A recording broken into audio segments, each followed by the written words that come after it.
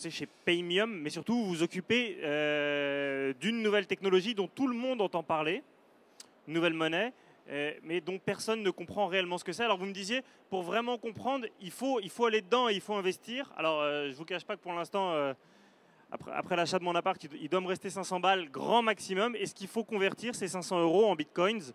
Et si oui, pourquoi? Ok, bah merci pour cette introduction, Vincent. Non, non, j'ai pas dit qu'il fallait investir. J'ai juste dit, comme toute technologie, il faut l'essayer, l'utiliser. Certainement pas avec même 500 €. On peut faire ça avec 50 €, mais l'utiliser pour faire une transaction, tout simplement. Alors une transaction, c'est prendre son téléphone, son smartphone. On installe un portefeuille Bitcoin dessus. C'est un logiciel libre, donc normalement c'est gratuit. Hein, vous ne devez pas payer l'application. Et vous allez pouvoir transacter avec quelqu'un qui a une application compatible Bitcoin à l'autre bout. Alors à l'autre bout, ça peut être dans la même pièce ou ça peut être aussi à l'autre bout du monde. C'est un système mondial.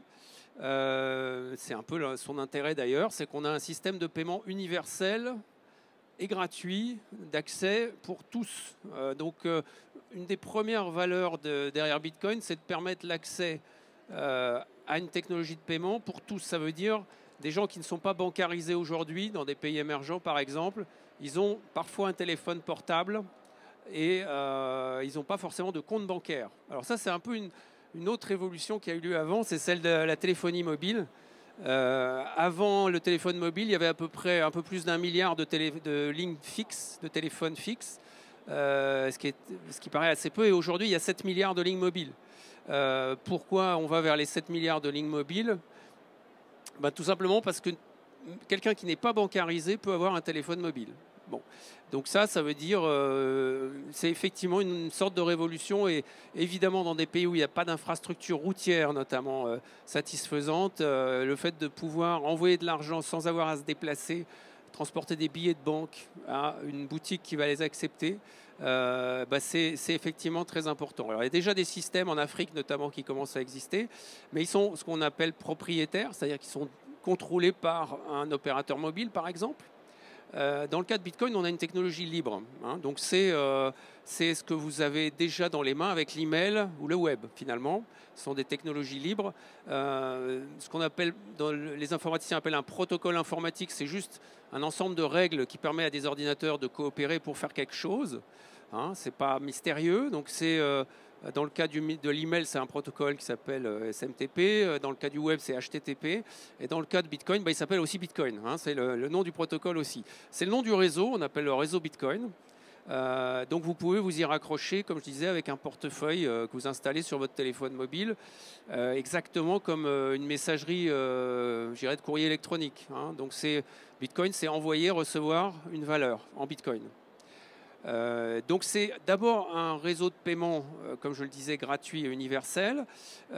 C'est quelque chose qui, dans les pays émergents, est donc fondamental. Je montre souvent aussi, pour illustrer, au-delà du téléphone, c'est le porte-clés avec une adresse Bitcoin. Donc si je suis commerçant dans un pays émergent, je n'ai pas forcément un terminal de paiement électronique.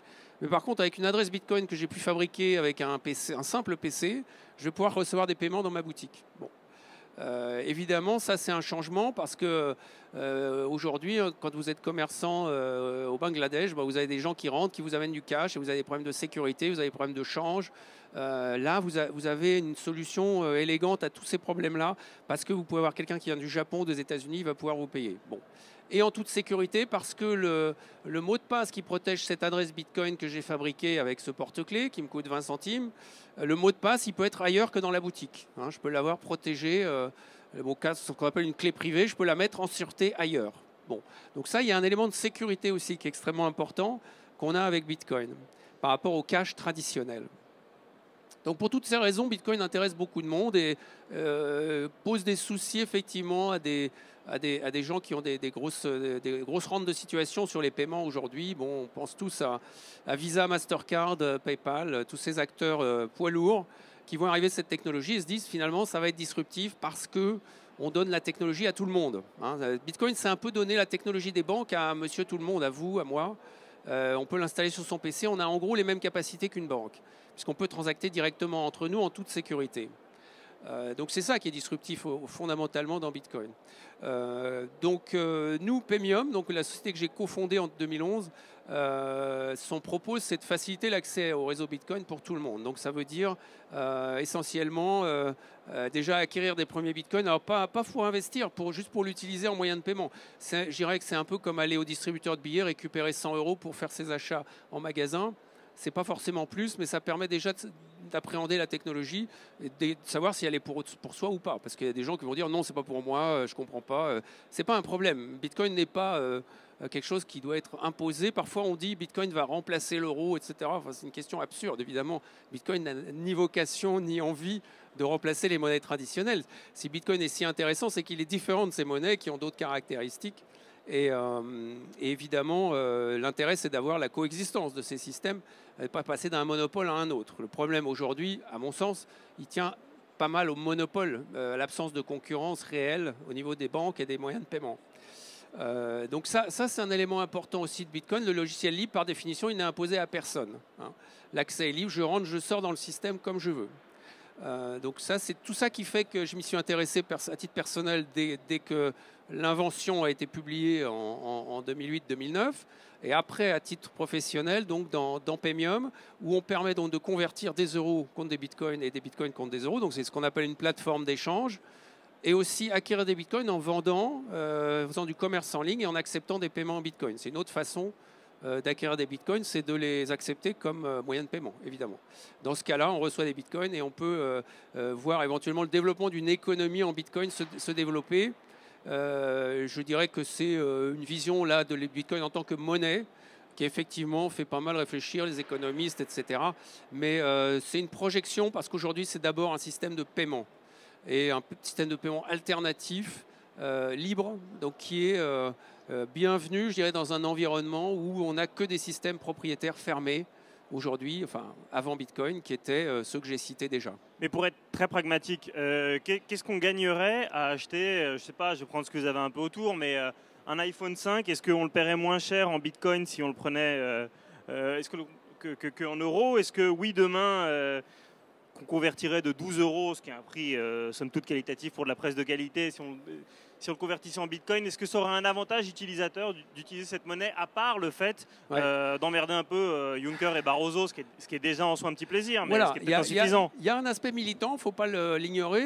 Déjà, le fait de se dire, bon, j'ai fait le choix d'utiliser une technologie libre plutôt que les outils qui me sont imposés. Ça, c'est indéniable. Après, sur l'avantage pratico-pratique, je dirais qu'il est plus visible sur un achat à 12 € que sur un achat à 500 €. Sur un achat à 500 €, vous allez sortir votre carte, vous allez dire ça prend un peu de temps, mais finalement, c'est pas grave, c'est un gros achat, je ne le fais pas si souvent. Vous n'achetez pas un iPhone tous les jours. Par contre, le journal, à l'évidence, ce sera beaucoup plus pratique avec Bitcoin, parce qu'on va payer en un clic 5 € en ligne ou pour un contenu électronique, chose qu'on rechigne à faire avec une carte bancaire. Sortir sa carte pour 5 €, ça n'a pas de sens. Sur Internet, ça va être long, ça va être pénible, alors que si on le fait en Bitcoin, ça va être instantané. Donc la presse, effectivement, la presse en ligne, on va dire, a tout à gagner à accepter Bitcoin, c'est évident. Donc pour les usages, c'est le fait, bon, il y a forcément un côté militant. Et après, du coup, qu'est-ce qu'il faudrait, puisqu'on est dans une journée sur la révolution, qu'est-ce qu'il faudrait pour que l'utilisation du Bitcoin soit demain x10 ou x100 ? Alors, je pense qu'il y a beaucoup une démarche d'information, parce qu'il y a un gros écran de fumée qui est placé devant Bitcoin pour que les gens n'y aillent pas.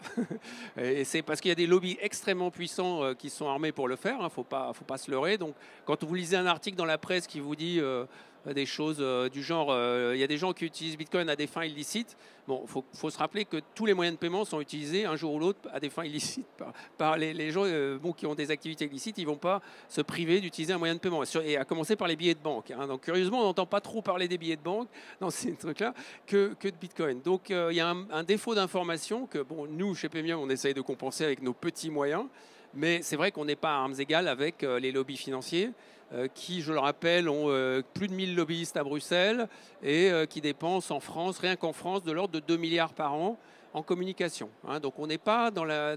Donc c'est une démarche citoyenne de s'informer, de se dire je ne vais pas écouter ce qui est écrit dans le journal parce que ce journal il est dépendant peut-être d'une banque. D'ailleurs, il y a des banques qui possèdent des journaux, il faut le savoir, en France. Donc on ne peut pas attendre d'eux nécessairement qu'ils vous informent objectivement sur Bitcoin. Donc c'est une démarche et c'est mieux comme ça en fait, que chacun ait une démarche citoyenne déjà de se dire il y a une nouvelle techno qui arrive, pourquoi on me dit de ne pas l'utiliser?